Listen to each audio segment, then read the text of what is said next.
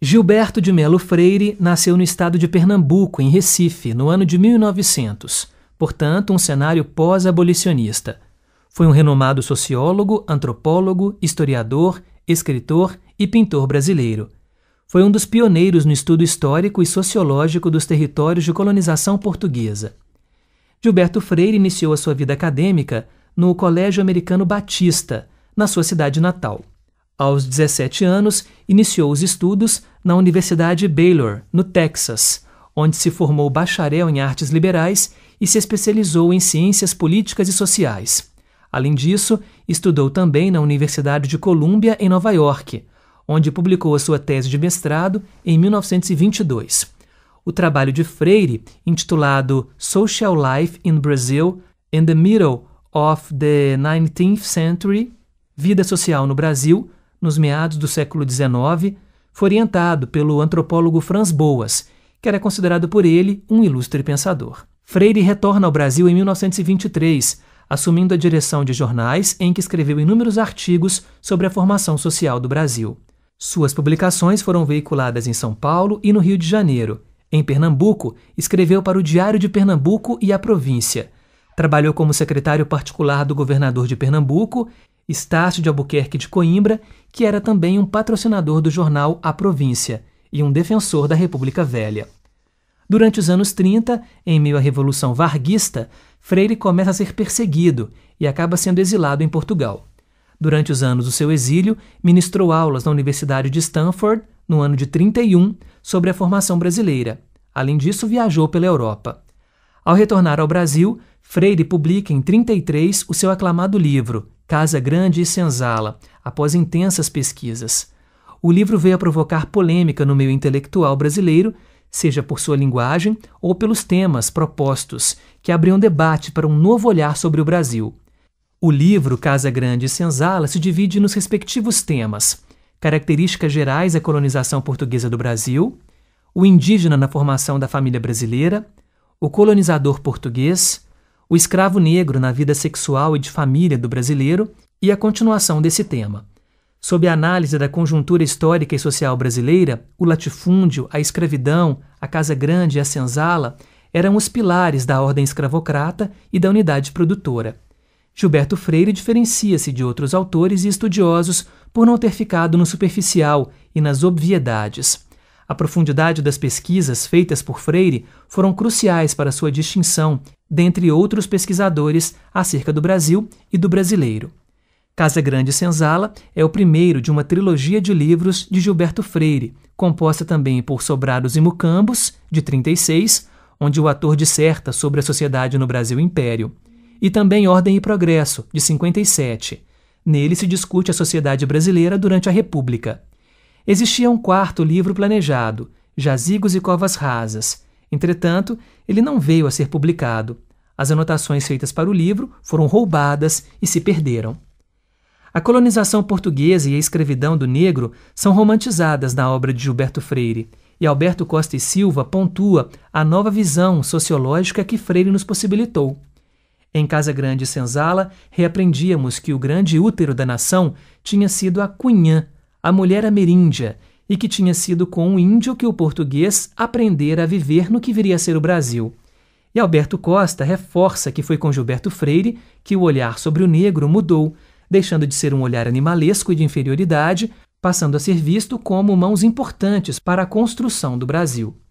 Alberto Costa ainda pontua que não éramos a simples junção de três raças, mas sim fruto de uma complexa formação social, cultural e racial. Gilberto Freire é responsável por criar o termo democracia racial, que é muito conhecido dentro das ciências sociais, onde se debate a forma de construção de uma identidade nacional, defendendo as desigualdades raciais como mito. A visão da escravidão amena enfrentou forte oposição por parte de vários autores, como os ligados à chamada Escola Paulista de Sociologia, que era liderado pelo sociólogo Florestan Fernandes. Esse grupo produziu, nas décadas de 50 e 60, trabalhos influentes sobre o debate e estudo sobre a escravidão no Brasil. Nessa perspectiva crítica, a tese da benignidade foi às vezes vista como mera tática de racionalização ou defesa do regime escravista por parte dos interessados em sua sobrevivência. Na obra Sobrados e Mucambos, o sociólogo disserta sobre a arquitetura brasileira e a elaboração de uma tipologia edificatória. São expostas obras urbanas e semi-urbanas, por exemplo, o sobrado, o mucambo, a casa térrea, a casa de sítio ou de chácara, o sobrado de esquina, o chalé, o cortiço. No livro, Gilberto Freire tem o objetivo de analisar a história da arquitetura brasileira pela perspectiva dos tipos habitacionais.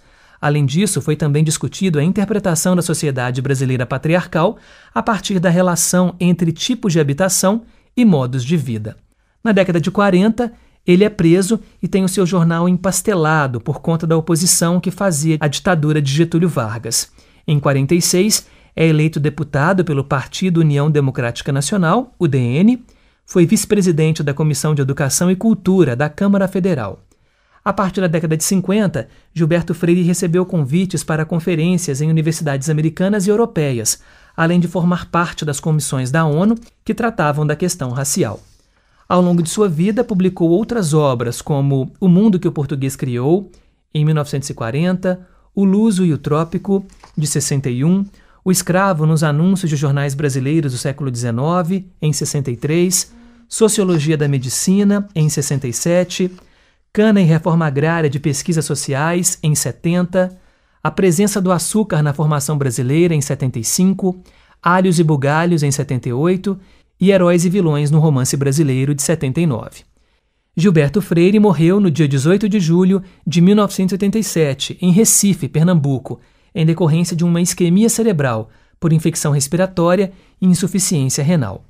Embora hoje suas teorias sejam questionadas, seu trabalho é de grande importância e é considerado uma referência, porque foi um dos primeiros estudiosos a considerar a presença e a contribuição do negro para a formação do povo brasileiro.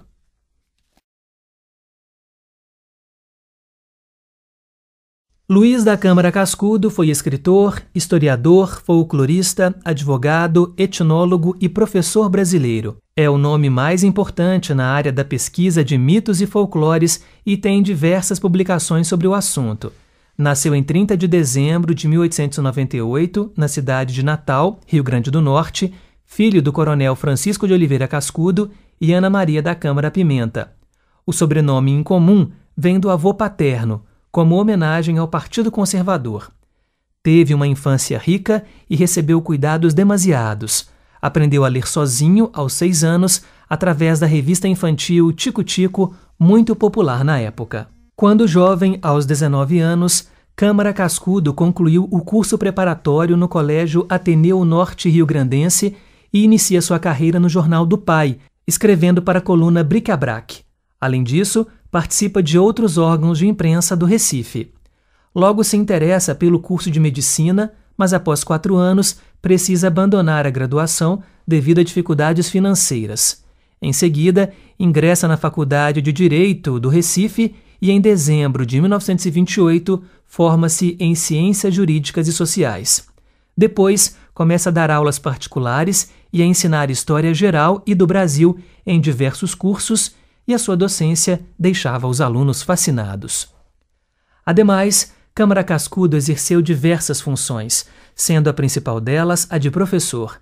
Também foi nomeado diretor interino do Colégio Ateneu, fundou, junto de outros intelectuais, a Academia Norte Rio-Grandense de Letras e ocupou o cargo de secretário-geral da primeira diretoria. Foi secretário do Tribunal de Justiça e consultor jurídico do Estado. Professor de Direito Internacional Público na Universidade Federal do Rio Grande do Norte e dirigiu o Instituto de Antropologia da Universidade, onde hoje é o Museu Câmara Cascudo, em Natal. Além disso, fundou em 1941 a Sociedade Brasileira do Folclore, primeira instituição do gênero no país, com o objetivo de realizar atividades em defesa do folclore de Natal e do Nordeste. Na sua obra, há o historiador, o etnógrafo, o folclorista, o antropologista, o ensaísta, o jornalista, o tradutor de vários idiomas, o comentador, o memorialista e o cronista. Publicou 2.500 artigos para o jornal e outros 230 para a revista, e ainda diversos livros, opúsculos, quadros resumo, artigos, poesias e traduções. Possui uma vasta biobibliografia e dentre elas se destacam O Aboiador, de 1921, que pode ser considerado um dos seus primeiros textos ligados à cultura popular, denunciando a sua pesquisa e predileção pelo assunto. Memória de Stradelli, de 1936, que conta sobre o conde italiano que viveu durante 43 anos na Amazônia brasileira e realizou uma importante pesquisa sobre os povos indígenas, suas tradições gerais e a língua geral Nhengatu. E o Dicionário do Folclore Brasileiro, de 1954, obra monumental de grande destaque, resultado de uma pesquisa de mais de 10 anos e a primeira compilação científica de termos folclóricos do Brasil. Ainda hoje é uma referência no estado da cultura popular. Câmara Cascudo interessava-se com muita obstinação pelas origens e composição étnicas do Brasil, pelo povo brasileiro, seus usos, costumes e raízes, pela formação da sociedade brasileira e pelo patrimônio folclórico. Dedicou sua vida aos estudos e à pesquisa da cultura nacional brasileira, através da produção escrita. Podemos estabelecer alguma proximidade e alguma distância entre Câmara Cascudo e os modernistas. Ambos buscavam estudar os mitos primitivos dos povos e o folclore. Cascudo fez isso muito bem, catalogando tudo o que era possível através de suas obras. No entanto, os modernistas tinham dentro do movimento antropofágico um caráter estético e ideológico de resgatar o que fosse genuinamente brasileiro, enquanto Câmara Cascudo ainda tinha uma concepção aristocrata e patriota, e pensava as manifestações folclóricas como expressões de harmonia social, ignorando as desigualdades e os conflitos entre povos, gerados pelo processo de colonização portuguesa. Cascudo almejava que os brasileiros amassem sua pátria, mesmo com todos os defeitos. Hoje, existe a Comenda de Incentivo à Cultura Luiz da Câmara Cascudo, que reconhece o historiador, antropólogo e folclorista brasileiro, que estudava o homem a partir de suas diferentes histórias, origens, romances, poesias e folclore. A comenda é destinada a agraciar personalidades, instituições e grupos que tenham oferecido contribuição relevante ao registro e ao fortalecimento da cultura, do folclore e dos saberes tradicionais do Brasil. É indiscutível a importância das pesquisas de Câmara Cascudo sobre a cultura popular e especificamente sobre o folclore. Ele virou referência nesses estudos e é reconhecido nacional e internacionalmente até hoje pelo seu legado. Entretanto, com o nível de estudo e de conhecimento que alcançamos hoje, sabemos que existem alguns pontos a serem questionados, principalmente por Câmara Cascudo ter realizado seus trabalhos a partir de uma concepção de valores intelectual, aristocrata, patriota. A partir disso, podemos pensar a nossa própria relação enquanto brasileiros com o nosso folclore. Ainda existe uma distância. Estabelecendo uma breve relação entre nós, brasileiros, Câmara Cascudo e os modernistas, e pensando para além do Curupira e todos esses mitos já conhecidos, os modernistas falavam no Manifesto Antropofágico sobre a Cobra Grande, que é um mito amazônico e que as tribos indígenas que vivem lá ainda têm essa tradição viva entre elas. Mas nós não, porque não estudamos tão profundamente o folclore. E trazendo para os dias de hoje, temos a maravilhosa exposição que faz parte do Cura 2020, no Viaduto Santa Teresa, de 2 cobras gigantes enroladas nos arcos, que referencia o mito da Cobra Grande. A obra intitulada Entidades, produzida pelo artivista indígena Jaider Isbel, representa, segundo ele, a fertilidade, a fartura e o caminho das águas. Para finalizar, uma citação de Luiz da Câmara Cascudo. Nenhuma ciência possui como folclore maior espaço de pesquisa e de aproximação humana. Ciência da psicologia coletiva, cultura do geral no homem, da tradição e do milênio na atualidade, do heróico no cotidiano. É uma verdadeira história normal do povo.